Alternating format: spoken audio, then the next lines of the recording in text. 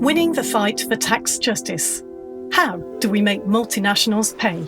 When the Panama Papers scandal hit the headlines in 2016, millions of documents exposed systemic corruption, money laundering and tax cheating across the globe. The paper trails also showed how multinational companies dodge tax by moving their profits from high-tax countries to tax havens. Corporate tax dodging deprives countries of a staggering $500 billion of tax revenues every year. But despite the headlines and the scandals, the offshore world is alive and kicking. Reforms to global tax rules are underway, but progress has been really slow. Corporate tax dodging hurts everyone, but it hits lower income countries the hardest, and it makes the gap between rich and poor even wider. Part of the problem is that we tax corporate subsidiaries as separate entities rather than taxing the corporation as a whole, and we tax them based on their reported profits rather than on their actual business activity. The name of the game is transfer pricing. Companies using devious ways to shift profits to low or zero tax countries, often jurisdictions where they do little, if any, actual business. Multinationals use lots of subsidiaries to distort the prices of exchanges across jurisdictions within their own businesses.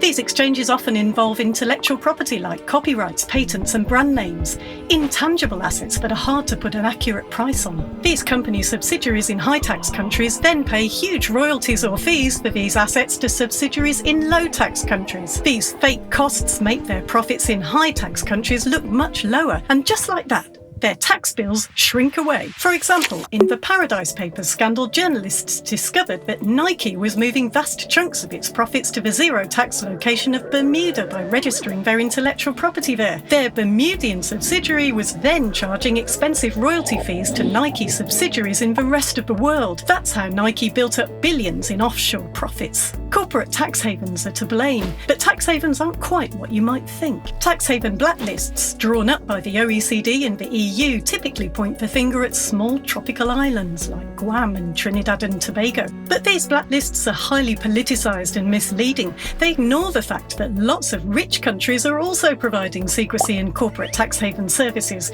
They're also falling over themselves to offer companies tax cuts. Western banks and law and accountancy firms play a key role in helping multinationals shift their profits around the globe. The UK is the world's #1 offender when it comes to facilitating corporate tax dodging. The City of London's powerful financial services industry sits at the centre of a spider's web that stretches across the UK's network of satellite havens. The British Virgin Islands, Bermuda, the Cayman Islands, Jersey and the Bahamas are all linked to the UK, and they rank among the top 10 most harmful corporate tax havens. Other major players are the Netherlands, Switzerland, Luxembourg, Singapore and Hong Kong. Multinationals pay accountancy firms huge sums to conjure up these tax dodging schemes. These firms also lobby international organisations and governments to make sure laws and treaties work in their corporate clients' favour. Corporate tax rates have been falling since the 1980s. Countries are in a vicious race to the bottom, trying to attract investment by offering corporations generous subsidies, tax breaks and loopholes. But who wants to win a race to the bottom? And this race won't stop when the tax rates hit 0%. Meanwhile, bilateral tax treaties mostly work to the advantage of rich countries and corporate interests. The United Arab Emirates, the United Kingdom, France, Switzerland and the Netherlands, they're among the worst offenders for drawing up unfair tax treaties with poorer countries that limit their rights to properly tax the business that takes place within their borders. The real source of the corporate tax dodging problem is a colossal failure to update laws written over a century ago. These laws just aren't fit for purpose. The OECD's taken up the role of setting international standards and implementing reforms, but so far these reforms have amounted to little more than tinkering around the edges, and the problems got steadily worse. So how do we stop multinational corporate tax dodging once and for all? First, we need transparency rules that force all multinationals to publicly declare their profits and business activities in every country they operate.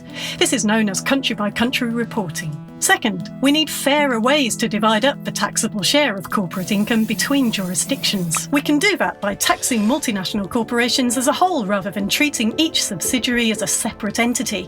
Then we can divide the multinational's taxable profits between nations by combining the value of the sales and property and the number of employees in each place it does business. Then it wouldn't matter how multinationals shift their profits around, it would still be taxed. This idea is called unitary taxation by formulary apportionment. Third, we need to stop nations undercutting each other's tax rates.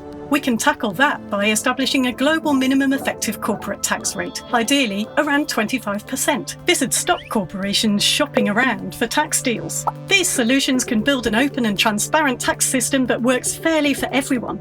They can put a stop to transfer pricing and profit shifting, end the race to the bottom, and restore the link between where business activity actually happens and where tax gets paid.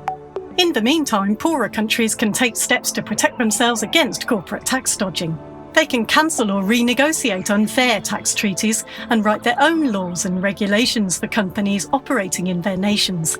They can also form regional blocs with an agreed minimum effective corporate tax rate.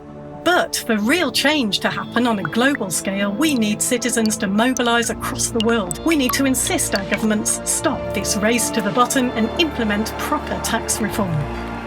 It may not feel like a hot-button issue like healthcare or education, but corporate tax dodging is hurting billions of us around the world. Governments are cutting spending on public services and inequality is rising to astronomical levels. Now we just need a sexy campaign slogan. What do we want? Public country-by-country reporting and unitary taxation by formulary apportionment.